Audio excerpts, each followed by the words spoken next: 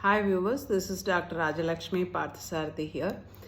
ஆக்சுவலாக இப்போ ப்ரெக்னென்ட் ஆன உடனே ஃபோலிக் ஆசிட் சப்ளிமெண்ட்ஸ் கொடுக்குறாங்க. ஃபோலிக் ஆசிட் எடுக்கணும் அப்படின்னு. இது தேவையா அப்படிங்கிறத ஒரு அனலைஸ் பண்ணணும். இப்போ இந்த ஃபோலிக் ஆசிட் அப்படிங்கிறது அதனுடைய ஃபங்க்ஷன் என்ன அப்படின்னு பார்த்தீங்கன்னா, ஒன்று இது அந்த செல் க்ரோத்துக்கு ரொம்ப ரொம்ப முக்கியம். அடுத்தது என்னன்னா, இது அந்த ஆர்பிசி ப்ரொடக்ஷன். இப்போ கரு பதிஞ்சிட்டு அப்படின்னு சொன்னால் அது வளரணும் இல்லையா? ஸோ அந்த ஃபஸ்ட்டு ட்ரைமஸ்டர், அந்த ஃபஸ்ட்டு 3 மாதத்துல தான் இந்த ஃபோலிக் ஆசிட் கொடுப்பாங்க. ஸோ அது பிளட்டு ஃபார்மேஷனுக்கும் சரி, ஆர்பிசி செல்ஸ் ஃபார்மேஷனுக்கு. அதுக்கு அடுத்தது என்னென்னா, இது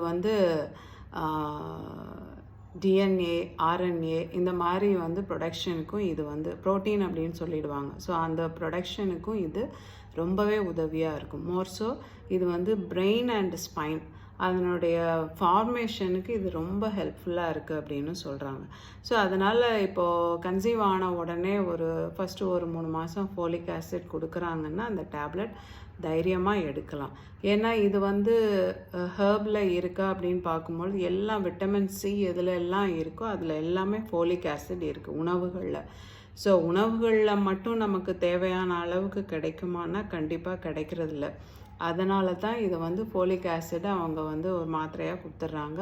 அதனால் அது தைரியமாக எடுத்துக்கலாம். ஸோ ப்ளஸ் நம்ம எப்போவுமே சாப்பிட்ற மாதிரி நல்ல green leafy vegetables and some fruits, vitamin C ஜாஸ்தி இருக்கிற ஃப்ரூட்ஸ் எடுத்துக்கும் போது ஆரஞ்சஸ், நெல்லிக்காய் அந்த மாதிரி நிறையா சேர்க்கும் பொழுது ஃபோலிக் ஆசிட் அப்படிங்கிறது ஒரு டெஃபிஷியன்சி இல்லாமல் ஒரு நல்ல அந்த கருமுட்டை நல்லா வளர்கிறதுக்கு கண்டிப்பாக ஹெல்ப்ஃபுல்லாக இருக்கும்.